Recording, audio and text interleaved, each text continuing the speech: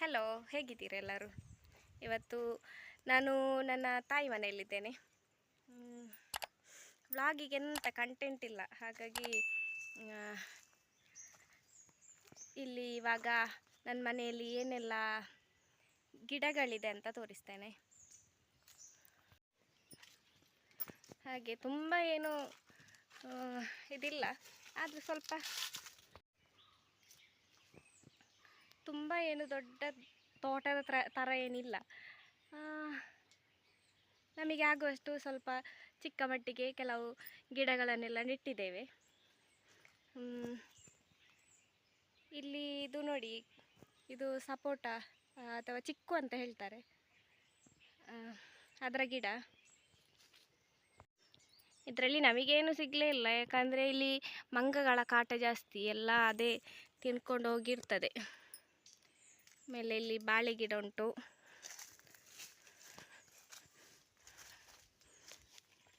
ಇಲ್ಲಿ ಒಂದು ಅಡಿಕೆ ಗಿಡ ಅಷ್ಟೇ, ಬೆಳಿಬೇಕಷ್ಟೇ ಅದು. ಹಾಗೆ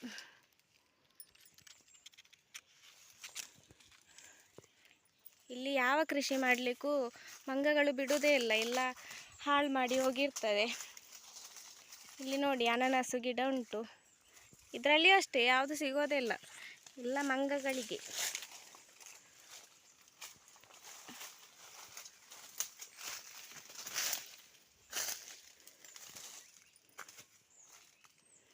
ಇಲ್ಲಿ ಹೂ ಬಿಟ್ಟಿದೆ, ಕೆಲವು ಚಿಕ್ಕದಾಗಿದೆ, ಕಾಣ್ತದ?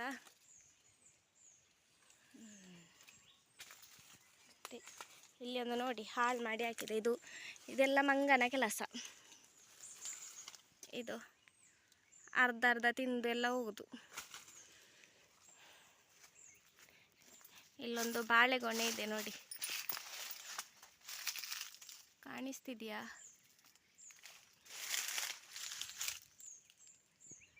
ಚಿಕ್ಕದು. ಇದೊಂದು ಹೂವಿನ ಗಿಡ, ಮೀಸೆ ಹೂ ಅಂತ ಹೇಳ್ತಾರೆ.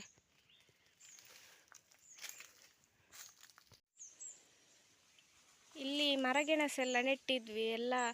ಈ ಹೆಗ್ಗಣ ಉಂಟಲ್ವಾ, ಅದು ಯಾವುದೂ ಉಳಿಸೋದಿಲ್ಲ. ಹೆಗ್ಗಣ ಮತ್ತು ಹಂದಿ ಎಲ್ಲ ಬರ್ತದೆ ಇಲ್ಲಿ, ಅದೆಲ್ಲ ತಿಂದೋಗ್ತಾ ಇರ್ತದೆ. ಇದು ಕಲ್ಲು ಬಾಳೆ ಅಂತ ಹೇಳ್ತಾರೆ, ಅದರ ಗಿಡ.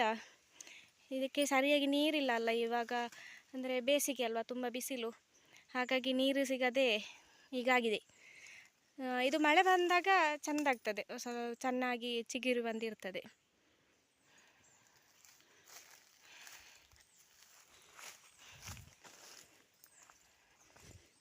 ಆಮೇಲೆ ಇಲ್ಲಿ ಇದು ಕರಿಮೆಣಸಿನ ಬಳ್ಳಿ, ಇದೆಲ್ಲ ಕೊಯ್ದಾಗಿದೆ. ಕೊಯ್ದು ಅದರ ಕೆಲಸ ಎಲ್ಲ ಮುಗ್ದಿದೆ.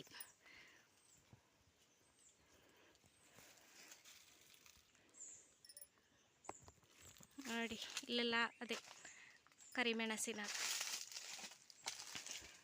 ಇಲ್ಲೊಂದು ಪೇರಳೆ ಮರ ಉಂಟು, ಇದು ಕೂಡ ಅಷ್ಟೇ, ಏನು ಸಿಗಲ್ಲ ನಮಗೆ, ಎಲ್ಲ ಮಂಗಗಳಿಗೆ. ಇದು ಇಲ್ಲಿ ಮಾಡಿಟ್ಟಿರೋದೆಲ್ಲ ಮಂಗಗಳಿಗೆ ಅಂತಾಗಿ ಹೋಗಿದೆ.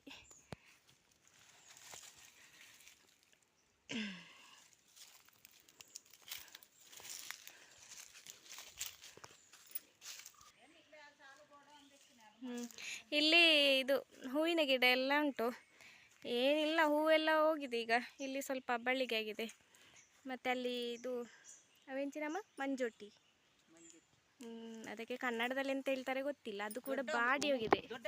ದೊಡ್ಡ ಬಟ್ಟಲು, ನಂದಿ ಬಟ್ಟಲು ಅಂತ ಹೇಳ್ತಾರಲ್ವ, ಅದೇ ಇದು. ಎಲ್ಲ ಯಾವುದಕ್ಕೂ ನೀರಿಲ್ಲದೆ, ಬಿಸಿಲಿಗೆ ನೀರಿಲ್ಲ ಅಂತ ಹೇಳೋದಕ್ಕಿಂತಲೂ ಈ ಬಿಸಿಲಿಗೆ ಎಷ್ಟು ನೀರು ಹಾಕಿದ್ರೂ ಪ್ರಯೋಜನವೇ ಇಲ್ಲ ಅನ್ನೋ ಹಾಗೆ ಆಗಿದೆ. ಆಮೇಲೆ ಇಲ್ಲಿ ಸಿಹಿಗೆಣಸಿದ್ದು ಕಾಣ್ತಾ ಇದೆಯಾ?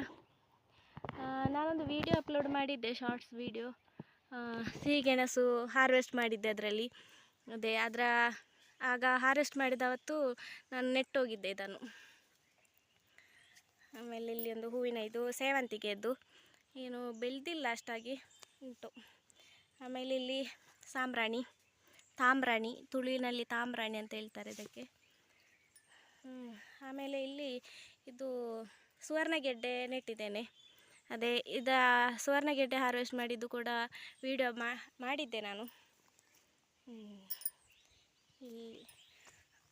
ಇದು ಆಡು ಸೋಗೆ ಅಂತ, ಇದು ಕೆಮ್ಮಿಗೆಲ್ಲ ಯೂಸ್ ಮಾಡ್ತಾರೆ. ಇದರ ರಸ ತೆಗೆದು ಕುಡಿದ್ರೆ ಎಂಥ ಕೆಮ್ಮು ಕೂಡ ಕಡಿಮೆ ಆಗ್ತದಂತೆ. ಹಾಗೆ ಇದಕ್ಕೆ ಕಾಡು ಬಸಳೆ ಅಂತ ಹೇಳ್ತಾರೆ. ಇದು ನಾವು ಚಿಕ್ಕದಿರುವಾಗ ಇದು ಬುಕ್ಕಿನೆಡೆಯಲ್ಲಿ ಇಡ್ತಾ ಇದ್ವಿ. ಅದು ಮರಿ ಆಗ್ತಿತ್ತು, ಅಂದರೆ ಅದು ಬೇರೆಲ್ಲ ಹೋಗಿ ಅದರಲ್ಲಿ ಗಿಡ ಬೆಳೀತಾ ಇತ್ತು. ಹಾಗೆ ಇದು ನಮ್ಮ ಗುಲಾಬಿಯ ಗಿಡ.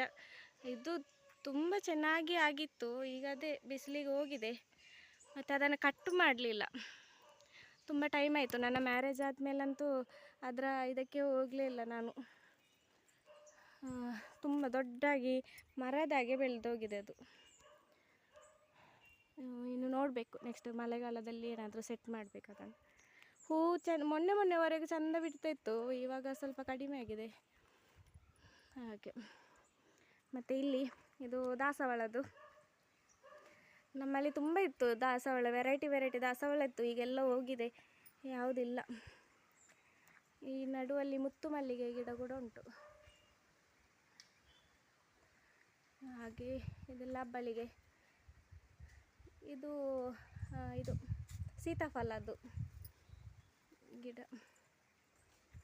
ಆಮೇಲೆ ದೊಡ್ಡದೊಂದು ನೆಲ್ಲಿಕಾಯಿಯ ಮರ ಎರಡಿದೆ, ಅಲ್ಲಿ ಒಂದಿದೆ. ಹಾಗೆ ಇದೆಲ್ಲ ಇದೆ ದಾಸವಾಳದ್ದು.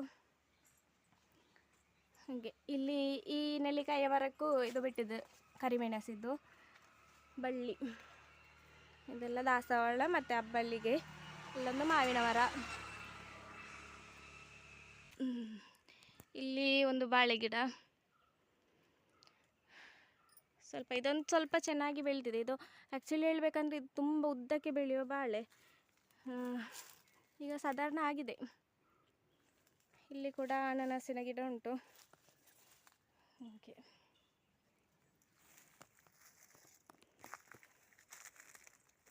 ಒಂದು ತೆಂಗಿನ ಮರ. ಏನಿಲ್ಲ ಅದರಲ್ಲಿ, ಮಾತ್ರ ಎಲ್ಲ ಮಂಗಗಳಿಗೆ ಕೊಡೋದು ನಾವು ಕೃಷಿ ಮಾಡಿದ್ದೆಲ್ಲ ಮಂಗಗಳಿಗೆ ತಿನ್ನಲಿಕ್ಕೆ ಅಂತ.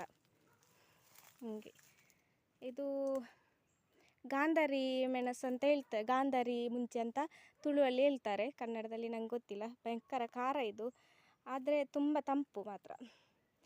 ತಿಂದರೆ ಉಷ್ಣ ಆಗೋದು ಹಾಗೆ ಅಂತ ಏನಿಲ್ಲ, ತಂಪು ಈ ಮೆಣಸು ಮಾತ್ರ. ಭಯಂಕರ ಖಾರ. ನಾವು ಜಾಸ್ತಿ ಯೂಸ್ ಮಾಡ್ತೇವೆ ಈ ಮೆಣಸನ್ನು. ಇದೆಲ್ಲ ಆಗಿ ಒಣಗಿ ಹೋಗಿದೆ.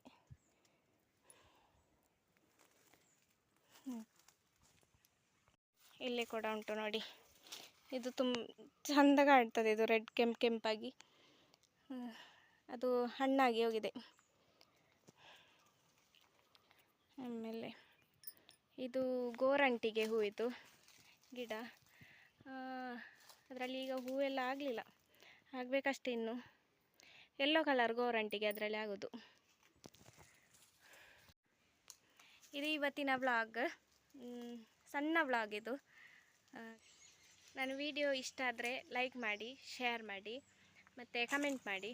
ನನ್ನ ಚಾನಲನ್ನು ಹೊಸದಾಗಿ ನೋಡೋರಾದರೆ ನನ್ನ ಚಾನಲನ್ನು ಸಬ್ಸ್ಕ್ರೈಬ್ ಮಾಡಿ. Thanks for watching.